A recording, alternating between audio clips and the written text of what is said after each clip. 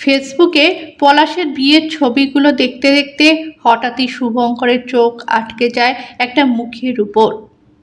বছর 50-এর এক ভদ্রমহিলা, রুচিশীল হালকা সাজ পোশাক, মুখের মধ্যে অপূর্ব এক স্নিগ্ধতা। দেখলেই মনে হয় ঠিক যেন মায়ের মুখ। অনেক চেষ্টা করেও শুভঙ্কর কিছুতেই ভেবে পায় না কোথায় দেখেছে তাকে, কিন্তু মুখটা যেন তার কতকালের চেনা। খুব অস্থির লাগে শুভঙ্করের, কিন্তু কিছু মনে না পড়ায় অবশেষে হাল ছেড়ে দিয়ে সায়নীকে খুঁজতে চলে যায় রান্নাঘরে। শুভঙ্করের পায়ের শব্দেই সায়নী বুঝতে পারে এই সময় শুভর এখানে আসা মানেই এক্ষুনি শুরু হবে কোনো না কোনো উপায়ে তার পিছনে লাগা। মুখে কপট রাগ দেখালেও সায়নী কিন্তু মনে মনে খুব এনজয় করে শুভর সঙ্গে এই দুষ্টু মিষ্টি খুনসুটিগুলোকে।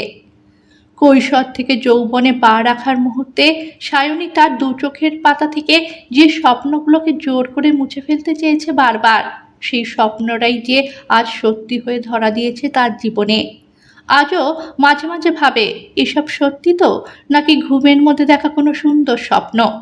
ঘুম ভাঙলেই হয়তো মিলিয়ে যাবে তারা, দেখবে শুভঙ্কর আর নেই তার পাশে। আবার একা হয়ে ফিরে যেতে হবে না তো তাকে ফেলে আসা অতীতের সেই দিনগুলোতে।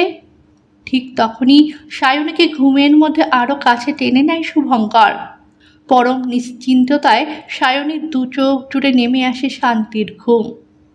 তখন সবেমাত্র ডাক্তারি পাশ করেছে শুভঙ্কর।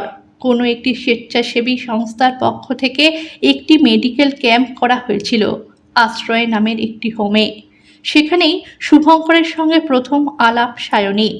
সেদিন ওই আশ্রয় ছিল সায়নীর জীবনের একমাত্র আশ্রয়। তবুও মেয়েটি অন্তর থেকে চিরদিনই ছিল আশ্রয়হীনা। তার দু চোখে যেন সর্বদাই অজানা কোনো এক আশ্রয়ের খোঁজ।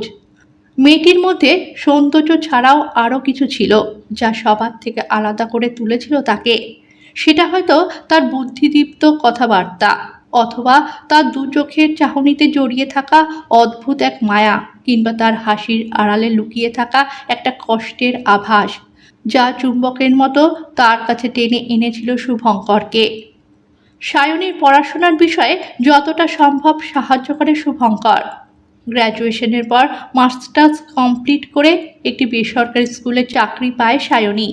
তারপর আর দেরি না করে বাড়িতে জানিয়ে তাদের বিয়ের কথাবার্তা পাকা করে ফেলে শুভঙ্কর। সায়নীর পক্ষ থেকে কথা বলার মতো কেউ ছিল না যদিও। সেই হোমের দীপান্বিতা ম্যামই ওদের বিয়ের আগে একবার সৌজন্যমূলক সাক্ষাৎ করিয়েছিলেন শুভঙ্করের বাবার সঙ্গে, আর তখনই জানিয়েছিলেন সায়নীর বিষয় সবটুকু তথ্য, যেটুকু জানা ছিল তার। শুভঙ্করের মানেই পিতৃমাতৃ পরিচয়হীনা অনাথ মেয়ের সঙ্গে ছেলের বিয়ে দেবার ব্যাপারে প্রথম দিকে আত্মীয় স্বজনরা কী ভাববেন সে কথা ভেবে তার বাবা স্বল্প আপত্তি জানালেও ছেলের অকাট্য যুক্তির সামনে হার মেনেছিল তার সব দ্বিধাদ্বন্দ্ব। সায়নীকে তিনি খুশি মনেই মেনে নিয়েছিলেন নিজের পুত্রবধূ হিসেবে। দিনগুলো ভালোই কাটছিল শুভঙ্কর সায়নীর। শুভঙ্কর প্রায় ভুলতেই বসেছিল পলাশের বিয়ের অ্যালবামে দেখা সেই মুখটির কথা, কিন্তু হঠাৎ সেদিন চেম্বারে তার উল্টো দিকে চেয়ারে বসে থাকা ভদ্রমহিলার মুখের দিকে তাকিয়ে বিস্ময়ে বাকরুদ্ধ হয়ে যায় সে। এই তো সেই মুখ, কেই নি, আজ জানতেই হবে ওকে। মাত্র কয়েকটা কথাতেই উদীয়মান সাইকিয়াট্রিস্ট শুভঙ্কর সান্যালের কাছে স্পষ্ট হয়ে যায় ভদ্রমহিলার মনের মধ্যে দানা বেঁধেছে অবসাদ।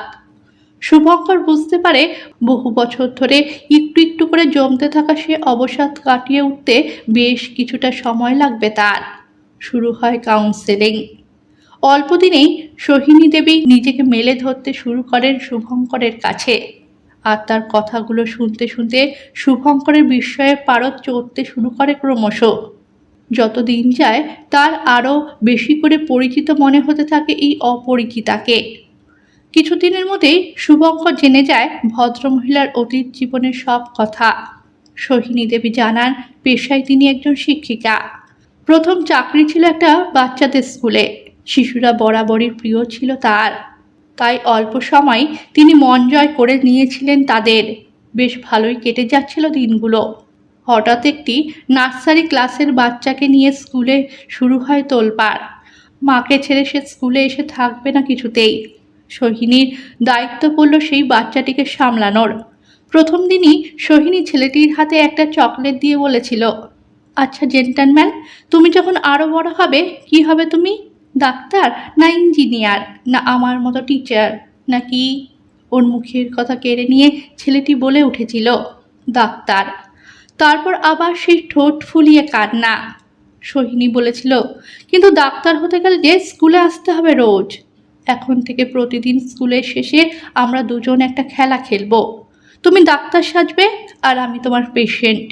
রোজ কিন্তু চেক আপ করতে হবে আমায়। করবে তো ডাক্তারবাবু? ছোট্ট শিশুটির কানে ওই ডাক্তারবাবু সম্বোধনটি কি জাদু করেছিল কে জানে। তখন থেকেই তার স্কুলের প্রতি একটা আকর্ষণ জন্মাতে শুরু করলো। ওই ডাক্তার পেশেন্ট খেলার টানে সে স্কুলে আসতে থাকে প্রতিদিন। প্রিন্সিপাল ম্যাম সোহিনীকে ডেকে বলেছিলেন, সত্যি সোহিনী, তুমি জাদু জানো। এই পর্যন্ত শুনে একটু অন্যমনস্ক হয়ে পড়ে শুভঙ্কর। চেতনা ফেরে সোহিনী দেবীর ডাকেই, ডাক্তারবাবু, আপনি শুনছেন তো আমার কথা? একটু অপ্রস্তুত হয়ে পড়ে শুভঙ্কর। হ্যাঁ হ্যাঁ, অবশ্যই, আপনি বলুন। তারপরেই ঘড়ির কাঁটার দিকে তাকিয়ে দুজনেরই খেয়াল হয় রাত হয়ে গেছে অনেক। ফিরতে হবে সোহিনীকে, উঠতে হবে শুভঙ্করকেও। সায়নী অপেক্ষা করে আছে তার জন্য। বাবা পিসির বাড়ি গেছেন। এত বড় বাড়িতে একা থাকতে একটুও ভালো লাগে না সায়নীর। সে বারবার শুভঙ্করকে বলে দিয়েছিল এ কটা দিন একটু তাড়াতাড়ি বাড়ি ফিরতে। বড্ড দেরি হয়ে গেল আজ। ফিরে মান ভাঙাতে হবে সায়নীর। পরের সপ্তাহে একটা অ্যাপয়েন্টমেন্ট ফিক্স করে চেম্বার থেকে বেরিয়ে আসে তারা। আজ সোহিনী দেবী আবার আসবেন শুভঙ্করের কাছে। এই প্রথম কোনো পেশেন্টের জন্য অধীর আগ্রহে অপেক্ষা করছেন ডক্টর শুভঙ্কর সান্যাল। অবশেষে তার অপেক্ষার অবসান ঘটিয়ে উপস্থিত হলেন সায়নী দেবী। আগের দিন যেখানে শেষ করেছিলেন সেখান থেকেই বলতে শুরু করলেন আজ।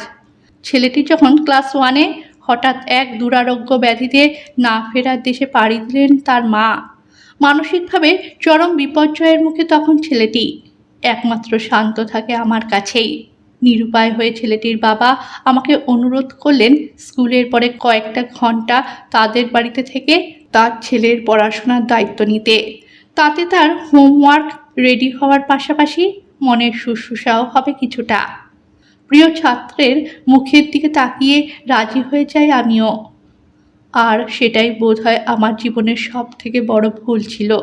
ভদ্রমহিলার মুখের দিকে অবাক বিস্ময়ে তাকায় শুভঙ্কর। সোহিনী বলে, এরপর ওই বাড়িতেই তার আলাপ হয় ছেলেটির বাবার এক ঘনিষ্ঠ বন্ধুর সঙ্গে। অল্প দিনের আলাপেই একে অপরের খুব কাছে চলে আসেন তারা। তারপর আসে সেই সর্বনাশা রাত। সাংঘাতিক প্রাকৃতিক দুর্যোগের কারণে সে রাতে বাড়ি ফিরতে পারেনি সোহিনী। বন্ধুর বাড়ি এসে আটকে পড়েছিলেন ভদ্রলোকটিও। সেই রাতে ঝড়ের দাপটে মাটিতে লুটিয়ে পড়া গাছগুলোর মতোই ধুলোয় মিশে গিয়েছিল সোহিনীর সম্মান, মান, মর্যাদা সব কিছু। অন্ধবিশ্বাস আর ভালোবাসায় নিজের সমস্ত প্রতিরোধ হারিয়ে ধরা দিয়েছিল সে তার প্রেমিকের বাহুডোরে। তারপর যখন জানতে পেরেছিল যে সে সন্তান সম্ভবা, তার পরমাকাঙ্ক্ষিত পুরুষটি কাপুরুষের মতন সরে গিয়েছিল তার পাশ থেকে। অবৈধ সন্তানের জন্ম দেওয়ার গর্হিত অপরাধে সমাজ তাকে পরিত্যাগ করার আগেই পরিবারের চাপে সে বাধ্য হয়েছিল তার সন্তানকে পরিত্যাগ করতে। তার সন্তানকে তার কাছ থেকে সরিয়ে নিয়ে গিয়ে পাঠিয়ে দেওয়া হয়েছিল অন্য কোথাও। তারপর বাবা মায়ের হাজার অনুরোধেও বিয়ে করেনি সোহিনী। পাগলের মতন খুঁজে বেরিয়েছে তার সন্তানকে, শুধুমাত্র একটিবার দেখবে বলে। পাশাপাশি নিজের খরচ বহন করতে চালিয়ে গেছে শিক্ষকতার কাজ। অবশেষে বছরখানেক আগে বাবা নিজের মৃত্যুশয্যায় মেয়েকে জানিয়ে দিয়ে যান তার সন্তানের ঠিকানা। কিন্তু সেখানে গিয়ে নিরাশ হয়ে ফিরতে হয় সোহিনীকে। তারপর থেকেই তার এই অবসাদ। বাঁচার ইচ্ছাটাই চলে গেছে তার মন থেকে। অবশেষে এক কলিগ অনেক জোরাজুরি করে তাকে নিয়ে আসে শুভঙ্করের কাছে। পুজোর কদিন ক্লিনিক বন্ধ। শুভঙ্করের সঙ্গে ইতিমধ্যে বেশ একটা হৃদ্যতার সম্পর্ক তৈরি হয়ে গেছে সোহিনী দেবীর।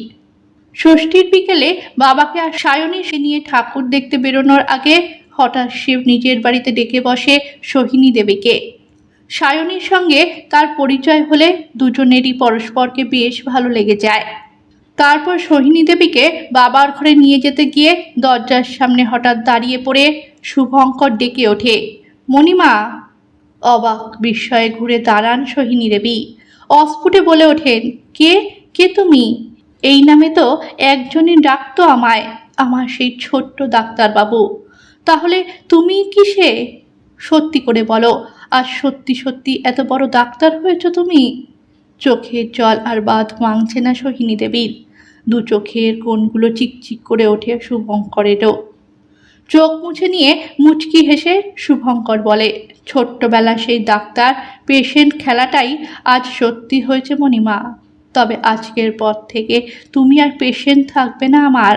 মনের কোথাও কোনো যন্ত্রণা থাকবে না তোমার। তুমি আবার আমার আগে সেই মণিমা হয়ে উঠবে। দু চোখ ভরা বিস্ময় নিয়ে সোহিনী দেবী তাকিয়ে থাকেন শুভঙ্করের মুখের দিকে। ঠিক তখনই শুভঙ্করের বাবা তার ঘর থেকে বেরিয়ে আসেন। শুভঙ্কর কিছু বলার আগেই বন্ধুর অপরাধের জন্য তিনি ক্ষমা চেয়ে নেন সোহিনীর কাছে। শুভঙ্কর বলে, আজ আমরা সবাই একসঙ্গে ঠাকুর দেখতে যাব, তবে প্যান্ডেলে যাবার আগে যেতে হবে আর এক জায়গায়। সবাইকে চমকে দিয়ে গাড়ি এসে দাঁড়ায় আশ্রয়ের সামনে। সায়নী বলে ওঠে, আবার কেন আমাকে এখানে নিয়ে এলে শুভ? তুমি তো জানো এই জায়গাটা আমার। শুভঙ্কর বলে, আর আজ থেকে যদি এটাই তোমার সব থেকে পছন্দের জায়গা হয়ে ওঠে তাহলে? যদি জীবনের সবচাইতে কাছের মানুষটাকে খুঁজে পাও এখানে। শুভঙ্করের হেয়ালিপূর্ণ কথার কোনো অর্থই খুঁজে না পেয়ে সায়নী অবাক চোখে চুপচাপ তাকিয়ে থাকে ওর মুখের দিকে। আশ্রমের দীপান্বিতা ম্যাম ওদেরকে নিজের ঘরে ডাকেন। সেখানে তিনি সোহিনী দেবীর মুখোমুখি হয়ে তাকে বলেন, আমাকে ক্ষমা করবেন ম্যাডাম, সেদিন আমার পক্ষে আপনাকে কিছু বলা সম্ভব ছিল না, কারণ আপনার কাছে আপনার বক্তব্যের সপক্ষে তেমন কোনো প্রমাণ ছিল না। আর সায়নী তখন নতুন জীবনে প্রবেশ করতে যাচ্ছিল। আমি চাইনি কারোর অবাঞ্ছিত আগমনে ওর সব কিছু তছনছ হয়ে যাক, কিন্তু আজ আর সে ভয় নেই আমার। ডক্টর সান্যাল ওর পাশে আছেন। উনি আমাকে সব কিছু জানিয়ে রিকোয়েস্ট করেছেন আপনাকে সত্যিটা জানাতে। হ্যাঁ, আপনার মেয়ে এই আশ্রমেই বড় হয়েছে, আর আজ সে আপনার পাশেই দাঁড়িয়ে আছে। দীপান্বিতা ম্যামের কথায় বাকরুদ্ধ হয়ে যায় সবাই। সোহিনী দেবী আর সায়নী পরস্পরের মুখের দিকে তাকিয়ে থাকে নিষ্পলক। মুখে কোনো শব্দ না থাকলেও তাদের চোখ যেন বলে চলেছে কতকালের জমানো সব কথা। শুভঙ্কর বলে, মণিমার কাউন্সিলিং শুরু করেই আমি চিনতে পেরেছিলাম ওকে। তারপর ওর মুখে নিজের নামের সঙ্গে মিলিয়ে মেয়ের সায়নী নাম রাখার কথা, আর আশ্রয়ের কথা শুনে শিওর হয়ে যায় যে সায়নী ওরই মেয়ে। আর পরের দিনই এসে যোগাযোগ করি দীপান্বিতা ম্যামের সঙ্গে। আশ্রয় থেকে বেরোতে গিয়ে থমকে দাঁড়ায় সায়নী। পিছন ফিরে তাকিয়ে বলে, তুমি ঠিকই বলেছিলে শুভঙ্কর, আজ থেকে এটাই আমার সব থেকে পছন্দের জায়গা, যেখানে আমি খুঁজে পেলাম আমার হারানো আশ্রয়কে। সায়নীকে বুকে জড়িয়ে ধরে সোহিনী দেবী বলেন, আর আমি পেলাম আমার জীবনের শ্রেষ্ঠ সম্পদকে। পাশের প্যান্ডেলে বেজে ওঠে বোধনের ডাক। শুরু হয় মায়ের বোধন। মা মেয়েতে আজ পাশাপাশি হাত জোড় করে এসে দাঁড়ায় দেবী মায়ের সামনে। না, আজ আর কোনো প্রার্থনা নেই তাদের। দু চোখ বেয়ে গড়িয়ে পড়ছে শুধু প্রাপ্তির আনন্দ আর একরাশ কৃতজ্ঞতা। সব চাওয়া যে পূর্ণ হয়েছে আজ। অবশেষে তারা একে অপরের মধ্যে খুঁজে পেয়েছে তাদের চিরদিনের আশ্রয়। গল্পটা ভালো লেগে থাকলে চ্যানেলটিকে সাবস্ক্রাইব করে পাশে থাকবেন।